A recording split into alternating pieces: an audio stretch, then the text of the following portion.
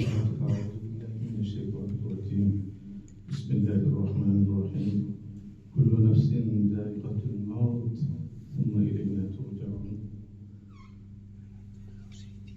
معزز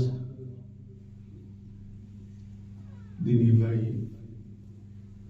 এবং বোনেরা, আলহামদুলিল্লাহ, আমি বেশি কথা বলবো না।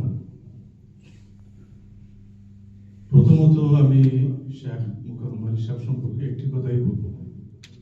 ওনার সাথে প্রথম আমার যে সম্পর্ক হয় তখন আমাদের ছিল ফিলগেট স্ট্রিট, দেখা তখন কিনা হয়, তখন থেকে আমি ওনাকে চিনি এবং যতটুকু আমার মনে হয়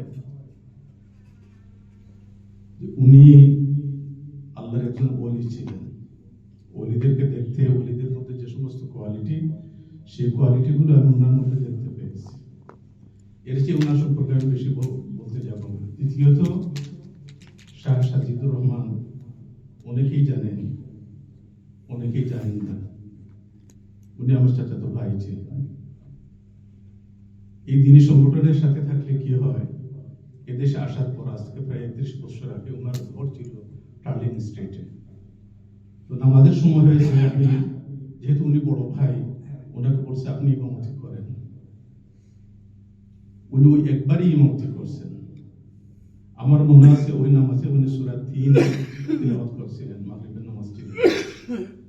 নামাজের পর আমি জিজ্ঞেস করলাম ওনাকে যে আপনি এত সুন্দর এই তিলাওয়াত কোত্থেকে শিখলেন? উনি বললেন, ভাই আমি এই সংগঠনের সাথে থেকে, এটা একেবারে শুরুতেই বলতেছি, এই সংগঠনের সাথে থাকার ফলে আলহামদুলিল্লাহ আমার এই উন্নতি হয়েছে। চিন্তা করেন এই দাওয়াতুল ইসলামদেরকে কিভাবে তৈরি করে। দ্বিতীয়ত, উনার ইন্টারনাল যে ব্যাপারটা,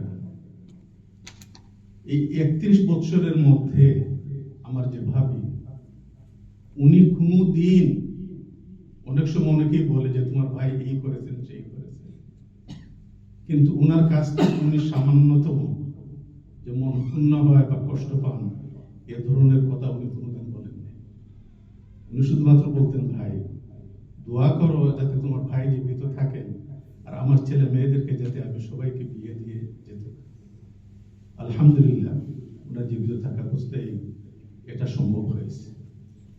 এবং সর্বশেষ যে কথাটা আমি বলতে চাই, এই ইউকেতে প্রতি ঈদে সর্বপ্রথম যিনি নাম ধরে ভাই আব্দুল মুকিত কেমন আছেন এটা বলার আর কেউ আমার নেই, শুধুমাত্র উনি আমাকে নাম ধরে আমাকে ঈদের দিন বলতেন। আপনারা দোয়া করবেন আল্লাহ সুবহানাহু ওয়া তাআলা তাদেরকে যেন জান্নাতুল ফেরদৌস